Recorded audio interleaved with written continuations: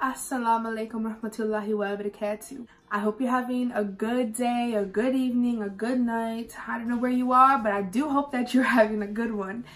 So, I know a lot of you are like, girl, what did you just say? Let me break it down for you. Assalamu alaikum is peace be upon you in Arabic. It is the way of saying hi to a fellow brother or sister in Islam. I can break it down to a Catholic, Orthodox, Christian like this. At some point during the service, the minister or preacher will be like, turn to the person next to you and say, peace be with you.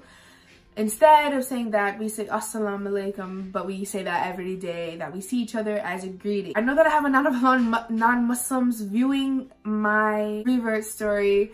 Towards the end, I will explain all of the terms and phrases that I've been using in Arabic on my social media, just to break it down, and hopefully Allah subhanahu wa ta'ala can lead you all to the right path. But enough of that, let's get to the story. A little bit of background about me. I was born and raised in America, mostly New York and Florida. I was back and forth between those two states. But for the most part, I was born and raised in America. And I was always taught that there was a God, Jesus was his son, and there was a Holy Spirit. That's what I was taught. And I was raised in a Catholic household. It was not a strict Catholic household at all. My mother, my grandmother, nobody in my family has been a devoted Catholic at all. Enough about that. Let's start from the beginning. I was baptized when I was a baby. And my mother, grandmother never brought us to church. It was never like we go to church every Sunday thing. It was never that. So fast forward to about grade 7, when the hormones started kicking in and everything started to, you know, fall out of place for life, because everybody around grade 7, that is when their hormones are kicking in and they don't know what they want to do with themselves, and they're just like this little like 7th grader, and there's all these bigger kids and they just want to be like the bigger kids. And yeah, so grade 7, I had suffered with a lot of eating disorder problems, this depression and anxiety. I suffered majorly with those 3 things. I just felt like, what's the purpose? I didn't know what my purpose in life was. I didn't know why I was here. I didn't know anything. I just felt like I was a waste of space, and I had seriously doubted my religion. Because we never went to church and never really looked into our religion and paid attention to it like it meant something to us, I didn't know, and I didn't feel like there was a reason. So fast forward now to about 2017, that was grade 9, 10. I began to research religions. Religion was my outlet for my eating disorder, depression, and anxiety. That was where I went whenever I felt like I needed something that was higher than what I was dealing with. I felt like I needed to search for something. Now, religions are amazing, but I just didn't know what religion was for me. But I knew that it wasn't Catholic. There's something missing from Catholicism. And I would tell myself that all the time. So I looked into Buddhism, and for a while, Buddhism seemed nice. It wasn't terrible to me, but it just wasn't what I wanted. I just couldn't do it. So I had a friend who was actually Islamic, and he is a very strong Muslim. He loves his religion. We would talk on the phone a lot, and he would always talk about Islam. And so I began to feel like, wow, maybe Islam is the religion. Like, what he was saying seems so real, but I never really looked into it. Fast forward to September of this year. It was September 2nd, and I had went to a concert. I met a friend who I now call my spouse, but I met him. I didn't know that he was Muslim at first. As we continued our friendship and our relationship began to grow, he would talk about Islam a lot. He just was so fascinated with it. Growing up, everybody around me always associated Islam with terrorism and 9/11 and Bin Laden and Al-Qaeda and ISIS and all these terrible things. We always associated Islam with war and violence and hate. But when I met my friend at the concert, I realized that Islam is not any of those things. So as he began to talk about it more and more, I began to become super interested in it, and I wanted to learn more. I took it upon myself to begin watching videos of Mufti Mink and all these different sheikhs and imams that would teach me that Islam is beautiful. That was really my biggest outlet for my eating disorder. Some people, they turn vegan, they turn vegetarian. Some people turn to art, but for me, it was religion. Let's talk about when I began to wear hijab. I actually began to wear hijab 2 weeks before I took Shahada. I was so nervous the day that I put hijab on, and I was getting ready to go to school, and I knew that once I walked into school, I felt like everybody was gonna be looking at me and judging me and maybe making some not so good remarks towards me. I put on hijab in the morning and I stared at myself in the mirror and I just said, you are beautiful, you can do this. Allah subhanahu wa ta'ala is gonna guide you through this, inshallah. He's going to guide you through this. I got in my grandmother's car and my grandmother was like, Grandma, what are you doing? And I was just like, Grandma, it's time. And she was actually very supportive of me when I put on hijab, and she thought that I looked beautiful and that it just fit me. That was strike one. Allah had guided me, mashallah, to at least getting past my grandmother in the morning and her realizing that this is what I really wanted to do. I went to school, and as soon as I got out of the car, my heart began to beat and beat and beat, and I could feel the stress and anxiety coming in. There was nobody in the hallway when I first got into school, so that was like a relief.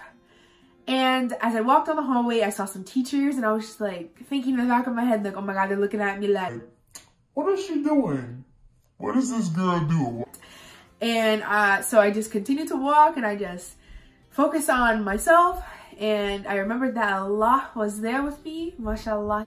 I went to my locker, and I went to class. People were asking a lot of questions like, are you hot in that? Or they would be like, is that uncomfortable? They would just ask me all these different questions, and it was nerve-wracking for me. But I made it through the day, and I went home, and I took off hijab, and I felt so good. And when I took off the hijab, I could not wait to put it back on. From there on, I wore hijab, and about a week later, I contacted the sheikh of Masjid Isa. I told him, like, I'm ready to convert to Islam, like, this is what I want. I'm ready to worship Allah subhanahu wa ta'ala. I just want to worship him, inshallah. The sheikh told me, don't wait. There's no point in waiting because you never know when your time will come. If you know that you want to take Shahada and you know that this is what's for you, do it as soon as possible. Do not wait. Do not put it off. So, a week later, I went to the masjid and I took Shahada. And I felt like a newborn baby when I took Shahada. And I was so happy that my family supported me in my decision to Islam.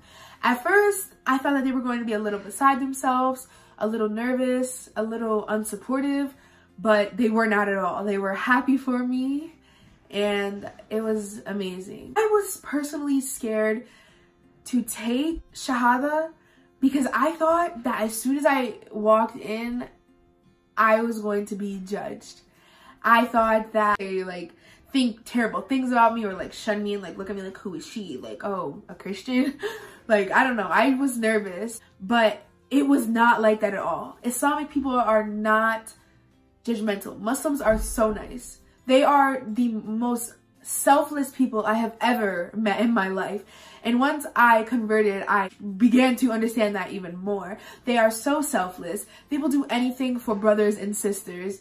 They are wonderful people. I cannot believe that Islam has been associated in my mind with terrorism and all of these horrendous things for this long. Islam is a beautiful, peaceful religion. I understood that once I took Shahada and I truly began to learn Quran and do these different things. It was amazing, and it is still an amazing feeling. I'm still new to Islam. I don't know everything. I'm not perfect. But I do know that this is the path that I have made for myself. sure, there are a few people who think terrible things, or maybe they say it behind my back, but I cannot let these things get to me because everybody has their own definition of self-happiness, and this is mine. I love what I have become, and I hope that I can keep striving, inshallah. Hopefully I can lead a bunch of other people to Islam. One of the most amazing things about my conversion has been that I have been able to help other females who want to convert and just don't know how to, or have been raised in a strict Catholic household and don't know how to go about converting to Islam. I have been able to help them and help them understand that you have to be happy. If you know that worshiping Allah subhanahu wa ta'ala only is going to make you happy, then you have to do that. That's my story of how I became Islamic. Now, for my non-Muslims that have been watching my video, let me explain to you a few of the phrases and words that I have been saying in Arabic on my page. Inshallah means if God wills it. Mashallah means God has willed it. So if you say inshallah, like, oh, inshallah, I hope that I have a good day tomorrow, and then you actually end up having a good day tomorrow, you would say mashallah. That means God has willed you to have a good day. Another one would be jazakallah khair. That is what you say whenever you are given something by somebody, a compliment, a gift, or you like what somebody has said to you. You would say jazakallah khair. That means may Allah reward you for your kindness. Like, Allah will reward you. Thank you. It's pretty much saying, like, I can reward you, I can give something back, but I hope that Allah can give you something higher than what I can give you for your kindness. Another one would be alhamdulillah. That means, like, praise the Lord. All praise due to Allah. Allahu Akbar. That means Allah is the greatest. Those are pretty much like the phrases that I use. And I already told you assalamu alaikum means, that means peace be upon you. And those are pretty much the phrases that, the most common phrases that Muslims use. But at the end of the day, Islam is about being the best person that you can be. It's about humanity. It's about being happy with yourself, making others happy. And it's not about hate. All of the Islamophobics think that it's about hate, but it is not. It's a very peaceful religion. It is a very modest religion. It is a very respectful religion. And I hope that Allah can guide you all to the right path as well. I hope that you guys took something from this or learned a little more about me. And I hope you guys have a fabulous day, inshallah. See you guys.